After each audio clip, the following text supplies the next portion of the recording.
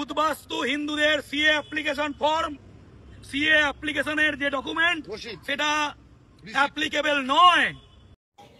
দুই রাজ্যে ভোট যাদের, বাংলা থেকে তারাও তাদের, বাংলা থেকে তারাও তাদের, দুই রাজ্যের ভোট যাদের। এই উদ্দেশ্যেই নির্বাচন কমিশনের দপ্তরে এসআইআর বিষয়ে বাংলা পক্ষের ডেপুটেশন হলো। পশ্চিমবঙ্গে এসআইআর শুরু হয়ে গেছে। শাসক বিরোধীদের নানান দাবি ও প্রচারে বাংলার রাজনীতি এখন উত্তাল। এই পরিস্থিতিতে রাজ্য নির্বাচন কমিশনের দপ্তরে ডেপুটেশন দিল ভারতে বাঙালির জাতীয় সংগঠন বাংলা পক্ষ। জয় বাংলা। বাংলা পক্ষের তরফ থেকে আমরা বাংলা পক্ষের প্রতিনিধি দল গেছিলাম নির্বাচন কমিশনের কাছে। এই অফিসে প্রতিনিধি দলে ছিলাম আমি, বাংলা পক্ষের সাধারণ সম্পাদক গর্গ চট্টোপাধ্যায়, ছিলেন বাংলা পক্ষের সাংগঠনিক সম্পাদক তথা শীর্ষ পরিষদ সদস্য কৌশিক মাইতি, ছিলেন বাংলা পক্ষ শীর্ষ পরিষদ সদস্য অরিন্দম চট্টোপাধ্যায় এবং বাংলা পক্ষ কলকাতা জেলা সম্পাদক সৌম্য বেরা।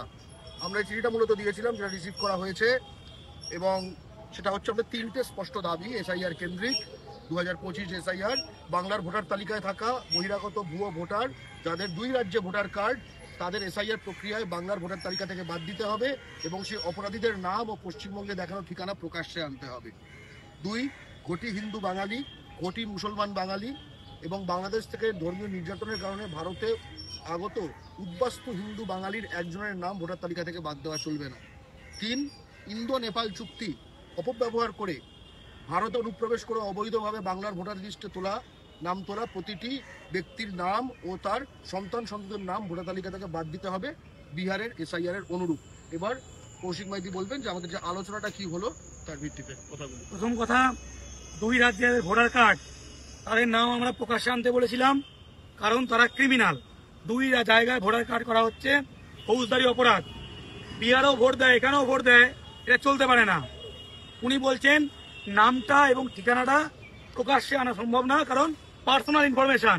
আর যে ক্রিমিনাল, জিআরপির বোর্ডে বা থানায় নাম থাকে না, থাকে তো, নাম তো প্রকাশ করা উচিত যে এই ক্রিমিনালদের সতর্ক থাকা উচিত।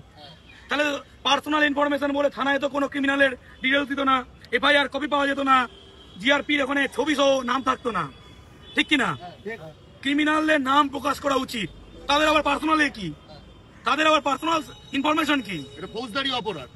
ঠিক আছে, আমরা আরটিআই করেই যাব এবং কয়েকটাকে আমরা জেলে পাঠাবো। এটা আমরা ওনাকেও বলেছি, আমরা লেগেই থাকবো। এবং যারা নেপাল থেকে এসেছে কিন্তু তারা বসবাস করতে পারে, চাকরি করতে পারে, কাজ করতে পারে, ভোটার কার্ড বানাতে পারে না, কিন্তু ভোটার কার্ড বানিয়ে নিয়েছে। সেই ধরার নিয়ম নির্বাচন কমিশন জানে না। আমাদের আগে কোনো দল এই বিষয়ে কথা বলেনি, পুরো হ্যাঁ। আমরা বলছি এটা নিয়ে বলুন, এটা নিয়ে ভাবুন, তারা কি করে এখানে ভোটার কার্ড পেল, সেই ভোটার কার্ডটা বাতিল করতে হবে। 3 নম্বর, শান্তনু ঠাকুর মিথ্যে কথা বলছে। উদ্বাস্তু হিন্দুদের সিএ অ্যাপ্লিকেশন ফর্ম, সিএ অ্যাপ্লিকেশনের যে ডকুমেন্ট সেটা অ্যাপ্লিকেবল নয়। সিএ তে নাগরিকত্ব পেয়ে গেছে, সিটিজেনশিপ সার্টিফিকেট পেয়ে গেছে, যেটা এখনো পর্যন্ত পশ্চিমবঙ্গে 10 জন মাত্র পেয়েছে। আমরা এটা এক্ষুনি অ্যাডিশনাল সিইও ওয়েস্ট বেঙ্গল তার থেকে ডাইরেক্টলি শুনে এলাম কানে। 10 জন যারা নাগরিকত্ব পেয়ে গেছে, তারা ছাড়া কেউ লাখ লাখ মতুয়া, নমশূদ্র, উদ্বাস্তু, দেশভাগের বলি হওয়া মানুষের নাম বাদ যাবে। তাদের কারোর নাম উঠবে না কোনো ডকুমেন্ট দিয়ে, কারণ তার নাম বাদ যাবে 2002 লিস্টে ছিল না বলে। তারা বাংলাদেশ থেকে এসছে, এসআইআর অ্যাপ্লিকেশন করলেও সেটা গৃহীত হবে না। এই জন্যই সিএ তে অ্যাপ্লিকেশন করলেও সেটা গৃহীত হবে না। এই জন্যই শান্তনু ঠাকুর ভয় পেয়ে বলছে 2-1টা ভোট দিতে পারবে না, তারপর ঢুকিয়ে নেওয়া হবে। সিএ তে যদি নাগরিকত্ব পেত তাহলে 1 বছরে 10টা হতো। বলছে এখানে পশ্চিমবঙ্গ সরকার করতে দেয়নি, সিএ অনলাইন। এত ক্যাম্প করলো শান্তনু ঠাকুর, কেউ পায়নি কেন?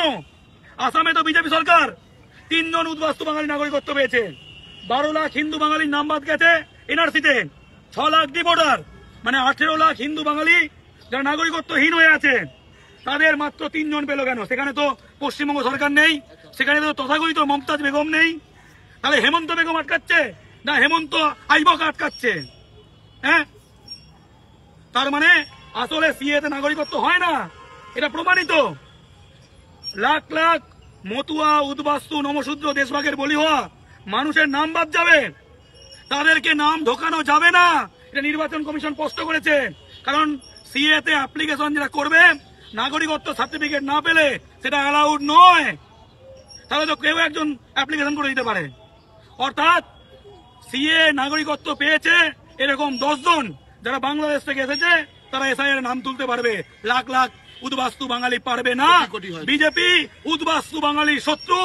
নাগরিকত্ব দেওয়ার নাম করে দেশভাগের বলি হওয়া মানুষগুলো নাগরিকত্ব ভোটাধিকার কেড়ে নিয়ে তাদেরকে সর্বস্ব করছে। প্রদীপ কর আত্মহত্যা করলো, ক্ষিতীশ মজুমদার আত্মহত্যা করলো, এই লিস্ট আরো বাড়বে।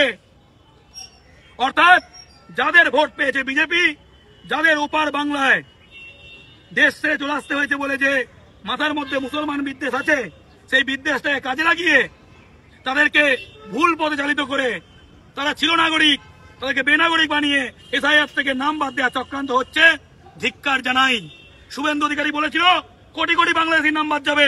এই কোটি কোটি মানে মতুয়া, নমশূদ্র, উদ্বাস্তু বাঙালি, দেশভাগের যন্ত্রণা নিয়ে যারা এসেছে এদেরকেই অবৈধ রোহিঙ্গা বলছে শুভেন্দু অধিকারী, এদেরকেই বলছে। নির্বাচন কমিশন সেটা স্পষ্ট করে দিল। এবং বিহার বাংলা, ইউপি বাংলা, রাজস্থান বাংলা, ওড়িশা বাংলা, ঝাড়খণ্ড বাংলা, যার 2 জায়গায় নাম থাকবে তার জীবন আমরা বাঁশ করে দেবো। এবং এ প্রসঙ্গে একটা কথা বলতে চাই, আমাদের আলোচনায় যেটা উঠে এলো, বারবার পশ্চিমবঙ্গে তৈরি হওয়া যে কোনো ডকুমেন্টকে একদম জালি বলা হয়। এসবের কোনো মানে নেই, এসব ফালতু যে করা হয়। আমরা জানতে পারলাম যে পররাষ্ট্র শ্রীলঙ্কা থেকে যে তামিলরা উদ্বাস্তু হয়ে তামিলনাড়ুতে এসছেন, তাদেরকে তামিলনাড়ু সরকার যে কার্ড দিয়েছে সেই কার্ড গৃহীত হয়েছে বলে তারা কিন্তু ইলেকট্রাল লিস্ট থেকে বাদ করবেন না। আজকে বছরের পর বছর ধরে পশ্চিমবঙ্গে তৈরি ডকুমেন্টের কোনো ভ্যালু নেই। এই জিনিসটি তৈরি করে যে পশ্চিমবঙ্গের একখানা যে কার্ড, এর যে একখানা জনভিত্তিক গণদাবি তোলা যেত, সেটাকে সম্পূর্ণ নস্যাৎ করে আজকে আমাদের এই ভয়ঙ্কর জায়গায় নিয়ে আসা হয়েছে। এরকম যদি এখানে কার্ড থাকতো, আপনারা দেখলে একদিন হাসাহাসি করেছে, পশ্চিমবঙ্গে বাংলাদেশ বানানোর জন্য কার্ড বানানো হয়েছে, এইসব আলোচনা হতো। এটা বলে রাখতে চাই। এবং শেষে সেটা হচ্ছে যে যেহেতু বাংলা পক্ষ ডেপুটেশন দিচ্ছে, পাহাড় থেকে মোহনা প্রতিটি বাঙালির কথা ভাববো আমরা। ওই যারা ঘটি, যারা এমন জায়গায় রয়েছে যেখানে বিপর্যয় হয়েছে, আপনারা দেখেছেন যে আজকে আলিপুরদুয়ার থেকে শুরু করে জলপাইগুড়ি, যেটা মনে ঘাটালে যে বন্যা হয়, আমরা যখন ত্রাণ করতে দেখেছি ভয়ঙ্কর অবস্থায়, এই যে গঙ্গা ভাঙন হয়, এইগুলো মানুষগুলোর কি হবে? ঠিক আছে, আমরা যেটা জানলাম যে 11টা যে ডকুমেন্টের তালিকা, এর বাইরেও কিছু কাগজ খোঁজা হবে। হ্যাঁ, প্রশাসন খুঁজবে। এর বাইরে যদি কাগজ না পাওয়া যায়, individual case to case DM এর কাজে রাখবে। অর্থাৎ আমাদের চাপ বজায় রাখতে হবে। কারণ আমরা জানি পশ্চিমবঙ্গে এসব ডিএম পিএম খুব সদয় নয়, সবই তাদেরই। ঠিক আছে, চাপ বজায় রাখতে হবে, লড়াই বজায় রাখতে হবে। জয় বাংলা।